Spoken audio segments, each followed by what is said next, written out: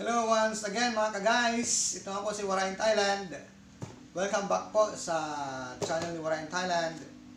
Ngayon po ay ang video ko po ngayon ay mag-unbox po tayo. Bumili po kami ng air fryer. Yung brand niya po ay Otto. Yun po. Sa po ay 4 liters na air fryer. Tapos binili namin dyan sa Tesco dito sa Ramato. Diyan lang, lapit sa amin. So, sale po siya ngayon. Yung usual price niya po is 2,100 baht. So, ngayon ay sale po siya ng 990 baht.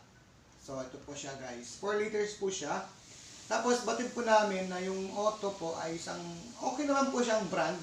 Siyang local brand po siya dito sa Thailand siguro. At okay naman po yung performance niya kasi marami na po kaming mga appliances na puro Otto yung brand. Tas okay naman yung performance niya, matagal siya. So, ano din yung binili namin. Meron din iba doon ng mga tawag ito, ng mga air fryer na mas mura siya. Meron din mas mahal, gaya ng Tefal, meron pa yung ibang brand. Pero dito, 990 baht, okay na siya, or something like, siguro sa peso, nasa ano siya eh, siguro mga 1,300 pesos. Ganun siguro. Siguro lang ganun. Ang presyo nito sa peso, sa Philippine peso. So yan po guys, buksan po natin. Ano bang laman nito? So ito po ay Otto CO745 air fryer. 4 liters po siya. Na meron po siyang 1,300 watts. Na, yung heating niya po. Heating niya siya. Tapos yung iba pasatay na. Ayan po yung mga specs pa niya. 4 liters, 1,300 watts, 220 volts, yung brand, air fryer siya. Ayan, pwedeng gawin mo dito. Pwede kang ng french fries, ano pa, chicken. Ayan, pizza. Pwede ka rin sa mag-pizza dito, magluto ng pizza. Ayan, pasatay na. Hindi natin alam. Pwede na mag-bake. So, pwede pa naman bake dito. Ano guys, kasi meron siyang symbol ng parang tinapay siya pa. So, yan guys, buksan na natin. So, ito po, naka, siya. Uy, ulit. Ayan guys. So, ito pong laman guys. Buksan natin, meron siyang warranty card. Ito po yung warranty card niya. Tapos itong manual niya, pasatay. Walang English. May English ba? Meron din po guys English na manual. Meron din siyang manual na na English. Ayan. Wala na iba. Tanggalin po natin yung box guys. Ayan po siya. So ayan po guys, yung yung air fryer natin. So ito po guys yung air fryer natin guys. So tanggalin natin yung plastic. Magaan lang po siya. Hindi siya mabigat. So dito po yung kung ano ang choices na lulutuin mo. So meron na po siyang temperature, taka yung cooking time. So dito na lang po natin siset siya. Yung dito sa taas, ito po yung timer po siya ito. Tapos ito naman yung temperature. So gaya po dito, nakasulat po dito gaya ng isda. Magluluto po tayo ng isda. 200 degrees centigrade, 8 to 15 minutes po yung pangluto. So, iset na lang po natin dito. Ano naman siya, yung normal na meron naman siyang ang nakasulat. So, madali po siyang iset. So, pihitin lang po natin. So, doon sa desire sa cooking, niya, yung dito, yung cooking time, saka yung cooking temperature. Tapos sabi daw, bawal daw hawakan dito sa taas kasi mainit daw siya kasi may symbol siya.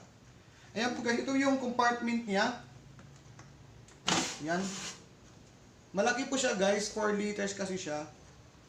So yan po ang paglalagyan natin ng lulutuin natin. Tapos dito para siyang compartment lang Tapos ito pero matanggal kung huhugasan mo siya. Ito tinatanggal na siya dito tapos. Ayan. Yan na siya guys, kung gusto mong hugasan. So yan nahihiwalay siya. Ito yung may hawakan. Saka ito yung parang malaking container. Ayan lang po guys, yung basic lang po yung yung parts ng air fryer na ito, na auto brand. Yan po siya. So dyan na po, iluluto natin. Tapos pasok na dito. Tapos agad mo, yan, meron siyang tunog, para parang siyang lock. Tapos yun na, yung bisaya na tasaksak natin. Yan po.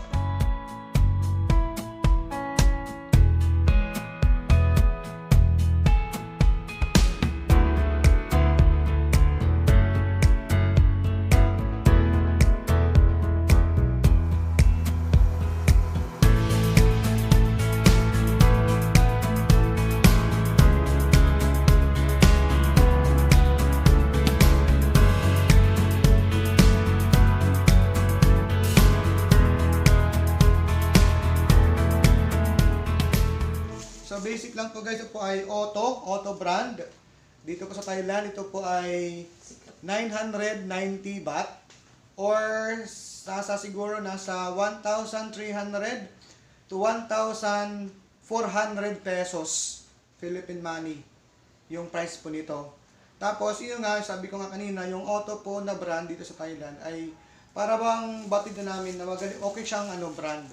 Kasi yun nga, sabi ko kanina, may mga rice cooker siya na okay din, yung mga ipa-heater sa tubig. Tapos merong para siyang yung pan ba na para siyang ang tawag doon dyan. Parang siya shabu-shabu, yung mga shabu-shabu ginagamit na pan. Auto brand din siya at magaling siyang magaling po yung performance niya. So yan po guys, maraming salamat po sa inyong pagsama sa pag-unbox ko ngayon sa binili po naming air fryer na worth 990 baht dito po sa Thailand. So maraming pong salamat sa inyong pagsubaybay at sana po ay di po kayong magsawang suporta sa mga videos ko. Nga pala, more information nga pala, yun nga nabasa ko din nga pala nga itong air fryer pala, hindi lang po pala sa pagpipito siya, marami po siyang pwedeng mailuto mo dito. Pwede kang mag-bake ng cake, mga tinapay, tapos gulay, kung hindi mo gustong yung may oil, lahat pwede, basta wala siyang oil. Oo, iluluto niya yung pagkain na walang oil. Oo. Yun siya guys. Ewan ko kung ano bang mekanismo nito na ba't siya naluluto. So guys, maraming salamat po at hanggang sa muli po natin. Padikap.